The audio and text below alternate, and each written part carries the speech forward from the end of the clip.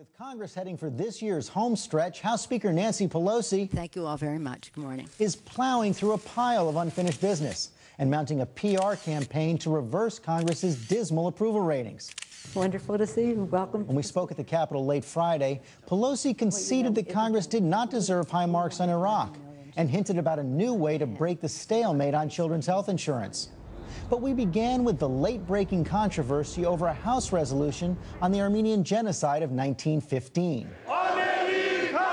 It has enraged Turkey, and the Bush team pressed hard this week to stop Congress from voting on it. The passage of this resolution would be very destabilizing to our efforts in the Middle East. Access to airfields and to the roads and so on in Turkey would be very much put at risk. This resolution is not the right response to these historic mass killings. Is there anything the president can say to you to block this vote? I've never heard from the president on this subject, as a matter of fact. Never. We've never had a conversation about it. I've heard from the Secretary of State and others in the administration, but I've never heard from the president. Maybe some members have, but I, as Speaker, have not.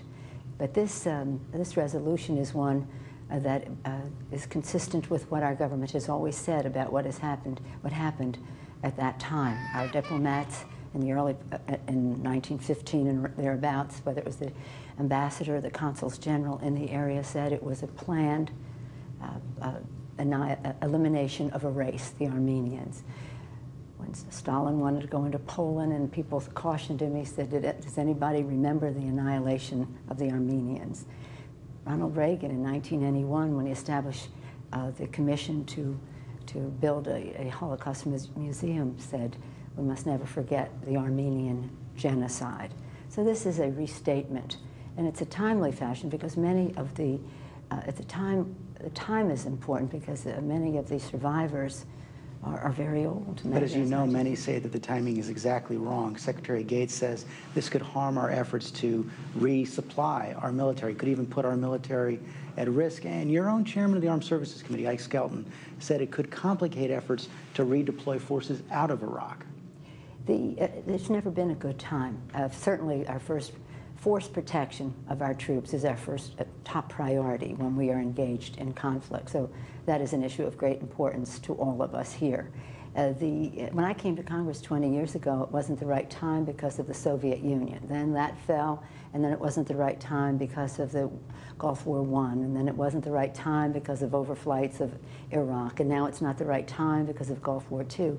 And again, the survivors of the Armenian genocide are not going to be with us. I think that it's a House resolution. It is non-binding. It is a statement made by 23 other countries. We would be the 24th country to make this statement. Genocide still exists, and we saw it in Rwanda. We see it now in Darfur. So there's no question you're bringing this to a vote this year. I said if it passed the committee that we would bring it to the floor. But if the president or Secretary Gates or the chairman of the Joint Chiefs calls you and says, we are just certain that this is going to put our military at risk, is it still worth going forward with the resolution? Well, I don't know what the president hasn't called me on it, so that's a hypothetical. He hasn't called me on it. I did get a call from the Secretary of Defense, and then he said that he pulled the request for the call, so I don't know if he will call again. But I tell you this, some of the things that are harmful to our troops relate to values. Abu Ghraib, Guantanamo, torture, all of those issues about who we are as a country. And I think that our troops are well served when we declare who we are as a country and increase the respect that people have for us as a nation.